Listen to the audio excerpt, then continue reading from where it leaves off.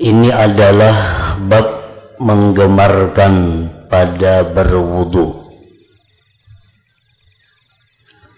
dan pada menyempurnakan wudu dan memanjangkan ghurrah, dan yang dibaca sesudah berwudu. Qala Allah Ta'ala, firman Allah Ta'ala, ya ayyuhalladzina amanu idza qumtum ila shalah faghsilu wujuhakum wa aydiyakum ilal marafiq wamsahu bi ru'usikum wa arjulakum ilal ka'bain. Yang artinya, hai orang-orang yang beriman, apabila kalian hendak melaksanakan salat sedangkan kalian dalam keadaan berhadas, maka basuhlah wajah-wajah kamu dan tangan-tangan kamu sampai ke siku, dan sapulah kepala kamu dan basuhlah kaki-kaki kamu ilal ka'bain sampai ke dua mata kaki. Nah, para muhibbin rahimakumullah, firman Allah Subhanahu wa Ta'ala ini adalah menunjukkan bahwa berwudu itu hukumnya wajib apabila kita hendak melakukan salat sedangkan kita dalam keadaan berhadas. Dan di dalam ayat ini Allah Subhanahu wa Ta'ala hanya menerangkan sebagian di antara rukun-rukun wudu.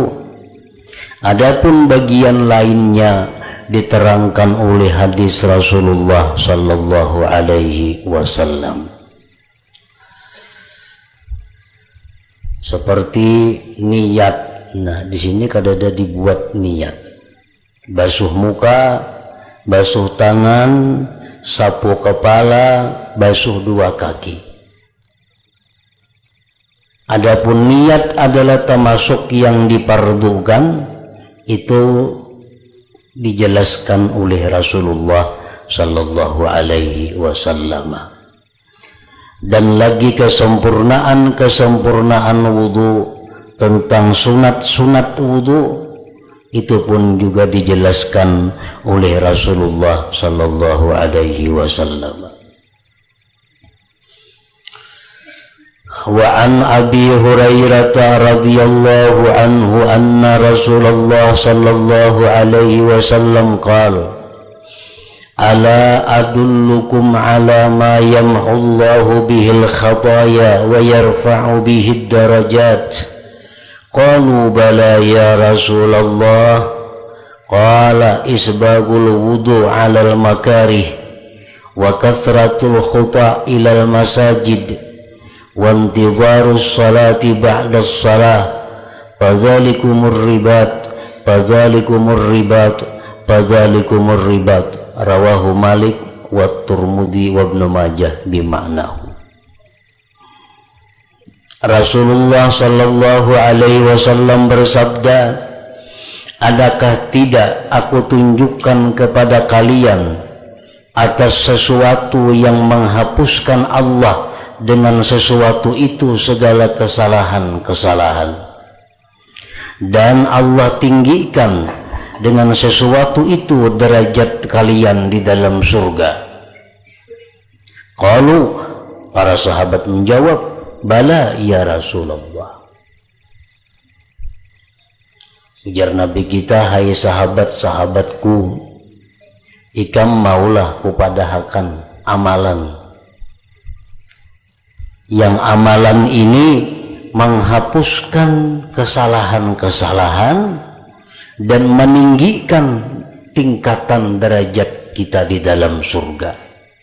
Ujar sahabat menjawab, bala ya Rasulullah, mau wahai Rasulullah. Qala bersabda Rasulullah sallallahu alaihi wasallam, yang pertama ujar Nabi amalannya adalah isbagul wudu alal makarih.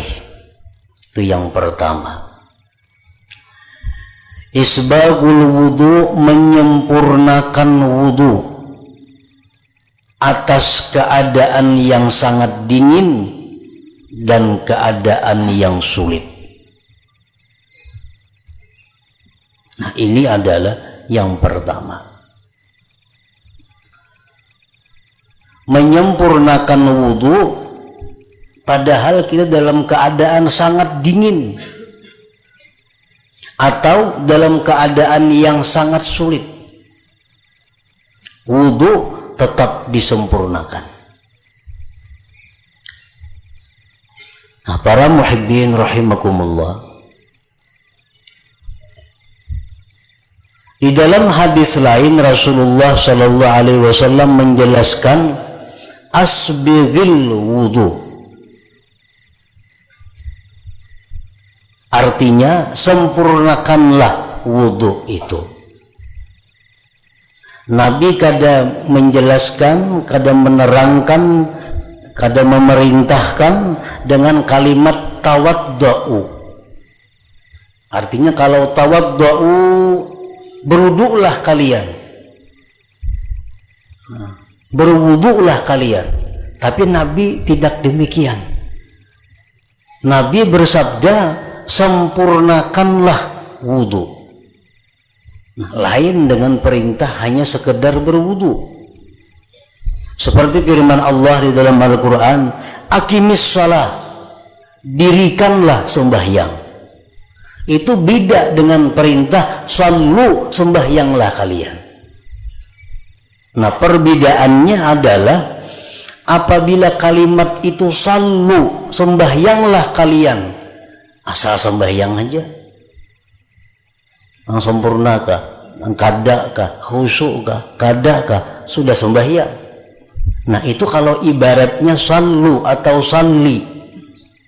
Tetapi Allah berfirman aqimus shalah, tegakkanlah salat. Nah, lalu artinya apa? Salatlah kamu dengan salat yang tegak, artinya salat yang sempurna. Lalu ada khusyuk, ada sunat-sunat salat, karena kalimatnya dirikan salat. Sama halnya demikian Rasulullah bersabda asbighil wudu, sempurnakanlah wudu. Nabi tidak mengatakan tawaddu'u, berwudulah, tapi sempurnakan wudu.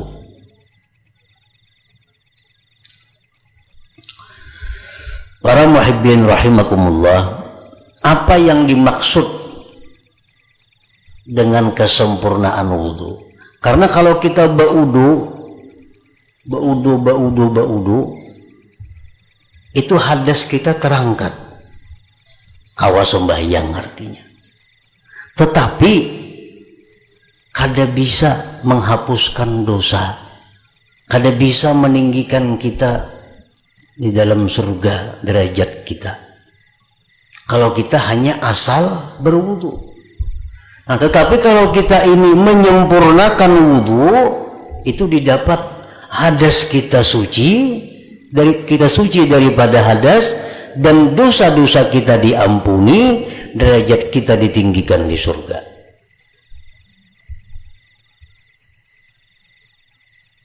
Seperti Rasulullah SAW bersabda yang artinya, kalau kamu ada hajat kepada Allah, sempurnakanlah wudu, kemudian sembahyanglah kamu 2 rakaat, kemudian baca doa ini. Kalau kamu, ujar Nabi, ada hajat lawan Tuhan, sempurnakanlah wudu, asbighil wudu, sempurnakan wudu, sembahyang sunat 2 rakaat, berdoa. Nah, Nabi kadang menyuruh dengan berwudu, tapi sempurnakan wudu. Karena dengan wudu yang sempurna, dosa-dosa kita akan dihapus oleh Allah Subhanahu wa ta'ala. Apa yang dimaksud dengan sempurnakan wudu itu? Artinya bi ayyatiya bi furudihi wa sunanihi, bahwa dia mendatangkan dengan rukun-rukun wudu dan sunat-sunat wudu. Nah, itu yang dimaksud. Kalau kita berwudu, rukun-rukunnya kita laksanakan, sunat-sunatnya kita laksanakan, itu ngarannya kita menyempurnakan wudu. Nah, kalau kita hanya melaksanakan rukun-rukun wudu tapi sunatnya kita tinggalkan, itu ngarannya kita hanya berwudu. Bila mana kita hanya berwudu, itu faidahnya hanya sekedar merangkatkan hadas, kada sampai kepada menghapus dosa, meninggikan derajat di dalam surga. Nah, para muhibbin rahimakumullah, sunat wudu ini banyak. Ada ulama menghitung lebih dari 60 sunat wudu. Namun setidak-tidaknya yang kita laksanakan daripada sunat wudu itu adalah sunat-sunat yang sangat dituntut, sunat-sunat yang sangat ditekankan. Kalau kita kada bisa melaksanakan sunat wudu nang ke-60-nya itu, laksanakanlah sunat-sunat wudu yang pokok. Nah, itu yang perlu kita ketahui dan kita praktikkan. Pertama, sunat wudu itu adalah tasmiyah atau mengucap bismillah. Nah, bismillahirrahmanirrahim sebelum berwudu. Bila mana kita mengucap bismillahirrahmanirrahim sebelum berwudu itu, maka bukan hanya anggota-anggota yang dibasuh itu suci, tetapi seluruh tubuh suci. Nah, kalau kita meninggal bismillahirrahmanirrahim, yang suci itu hanya anggota-anggota wudu yang dibasuh, yang disapu. Nah, pertama bismillahirrahmanirrahim. Yang kedua as-siwak, bersiwak. Nah, siwak itu adalah menggosok gigi dan mulut dengan benda. Yang paling baik, paling afdal adalah kayu arak. Kayu arak itu nang bawaan di Makkah biasa tuh. Nah, itu paling afdal. Tapi bersiwak itu boleh selain dengan itu, selain dengan kayu itu. Boleh bersiwak dengan kain. Misalnya tangan baju sapuakan ke gigi, itu sudah bersiwak ngarannya. Atau ada sapu tangan digusukkan ke gigi, itu sudah siwak. Atau anduk digusukkan ke gigi, siwak. Nah, waktu kita bersiwak itu kita berniat sunat wudu. Nah, saja aku bersiwak sunat wudu karena Allah. Sikat gigi kah? Disikatakan gigi dengan niat siwak sunat wudu masuk itu. Jadi mesti benda. Jangan benda itu nang di dalam tubuh kita. Jariji misal, nah itu kada masuk itu. Walaupun jarijinya kayak kayu kerasnya, digusuk akan itu kada termasuk siwak. Ini pendapat yang kuat.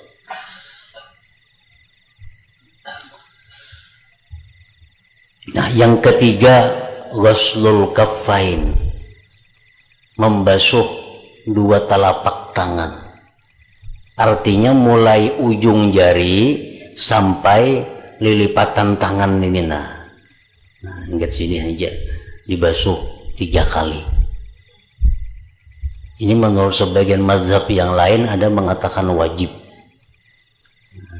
Jadi sunatnya ini sangat kuat. Sunatnya ini sangat dituntut Kalau kita meninggalkannya makruh. Nah, bila kita meninggalkan berarti wudhu kita sudah kada sempurna lagi. Jadi basuh 2 telapak tangan 3 kali. Berniatlah kita membasuh telapak tangan ini, niat membasuh telapak tangan sunat wudhu. Yang keempat, madmadah, baku kumur. Berniat juga sunat wudhu tuh, baku kumur. Yang kelima, memasukkan banyu ke dalam hidung. Masukkan banyu ke dalam hidung artinya dihiut, dihembusakan pula. Nah, itu sunat wudhu. Menurut sebagian mazhab lain itu hukumnya ada yang mengatakan wajib. Nah, jadi sunatnya ini kuat. Kalau kita tinggalkan makruh. Ambil banyu, dihiut sedikit, hiut sedikit, hembuskan 3 kali juga, sama dengan kumur-kumur tadi.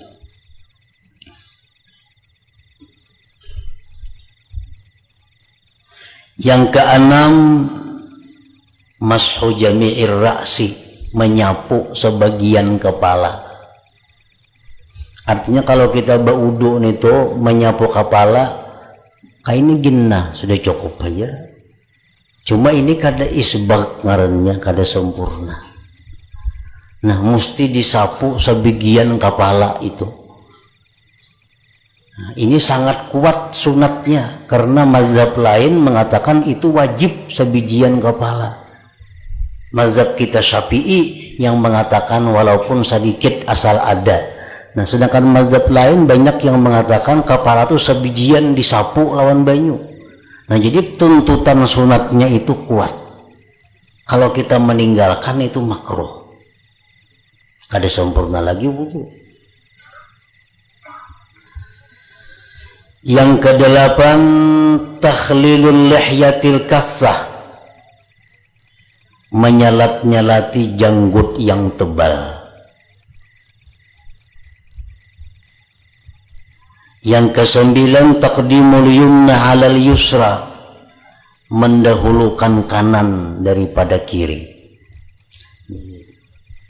Anggota tubuh nang kada kawa dibasuh atau disapu beimbai itu dahulukan kanan.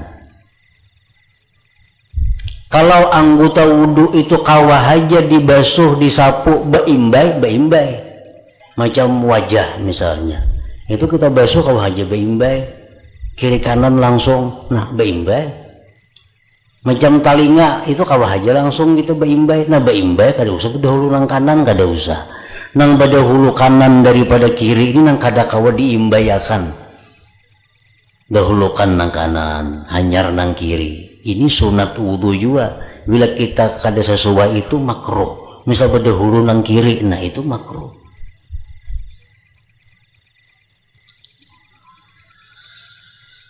Yang ke-10, at-taharah sarasan sarabat 3, membasuh muha 3, membasuh tangan 3 kali, batis 3 kali, menyapu kepala 3 kali, semuaan sarabat 3. Yang ke-11, al-mualat. Nah, mualat ini artinya satu rukun ke rukun yang lain itu kada terpisah lama, kada terpisah jauh.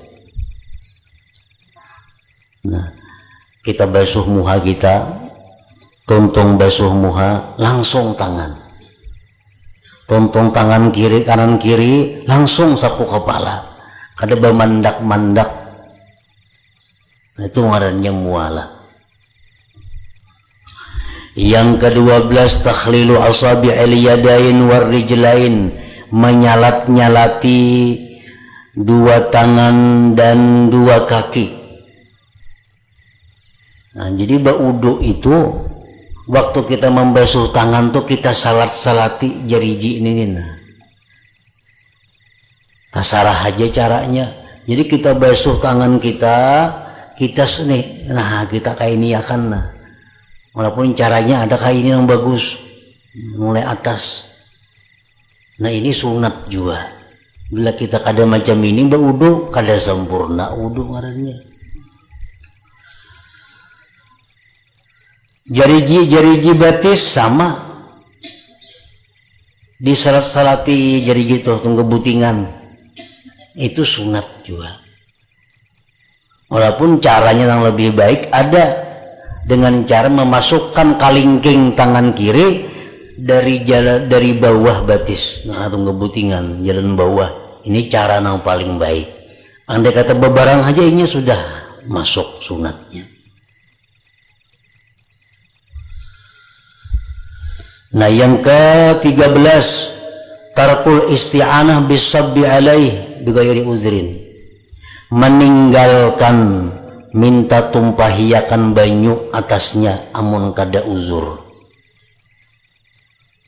Meninggalkan minta tumpahiakan lawan orang banyu, orang menumpahiakan kataan seorang, nah misalnya, nah itu makruh mun kita kada uzur. Yang ke-14 tarkul kalam bila hajatin, meninggalkan babandir nang kada perlu. Yang ke-15 al-bada'atu bi'a'lal wajhi, memulai membasuh muha dari atas. Jadi membasuh muha itu mulai dahi ke bawah, sunat juga. Yang ke-16 dalkul a'dha, menggusuk anggota yang dibasuh itu. Jadi misalnya kita di kulam, masukan tangan ke kulam, nah 3 kali itu sudah hasil. Tapi itu meninggalkan nang sunat. Nang sunat itu mestinya digusuk tangan ini. Nah digusuk itu sunat juga. Yang ke-17 ta'ahudu mukihi wal lihaz, amati buncu-buncu mata. Nah waktu kita membasuh muha tuh, ini dihimati di sini, nah kalau ada tahi mata.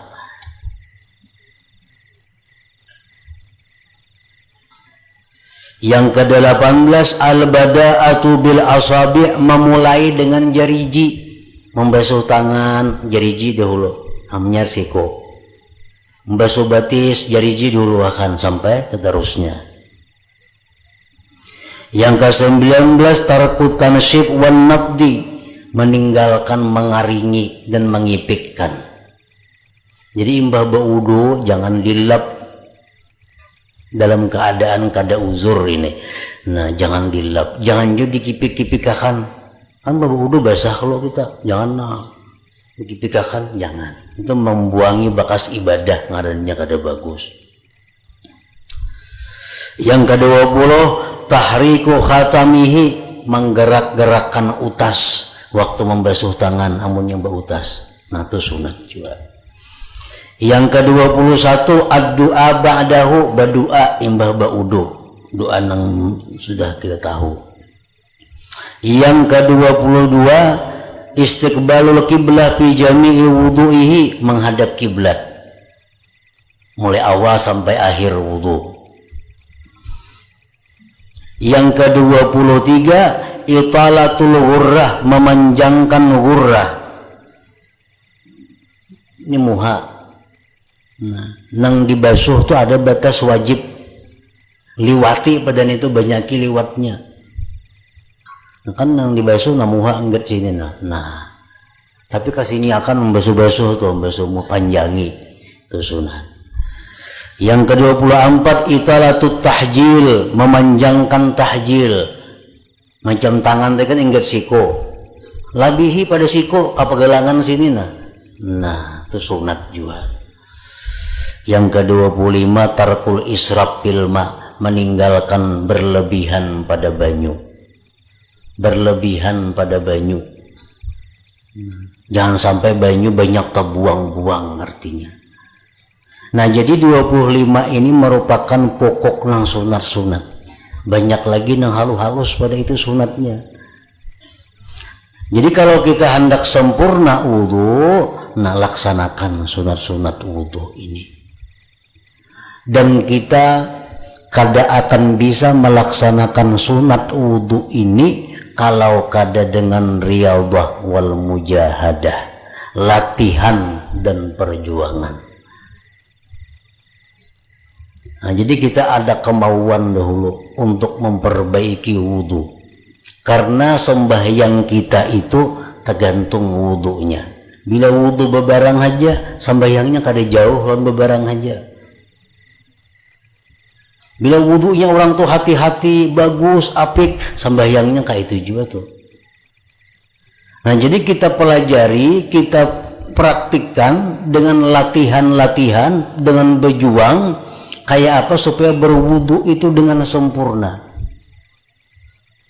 Karena wudu sempurna inilah yang akan menyelamatkan kita, yang akan meninggikan derajat kita, bukan hanya sekedar berwudu. Sembahyang hajat tuh kada mau kabul kalau wudunya kada sempurna. Karena ujar Nabi apa? Sebelum sembahyang hajat tuh asbigil wudu dahulu. Nah, sempurnakan wudu. Hendak sembahyang hajat bakal kumur hajat kada berwudu kada mau kabul sembahyang hajatnya. Nah, jadi kalau hendak sembahyang hajat nih tuh baudulah wudu nang sempurna kayak tadi. Satu persatu nang sunatnya dilaksanakan, nang rukunnya dilaksanakan, tuntung itu hanya sembahyang hajat. Nah, ini yang hajatnya diterima Allah. Nah, pertama isbagul wudu alal makarih. Yang kedua yang menghapuskan dosa dan meninggikan derajat adalah kasratul khuta ilal masajid.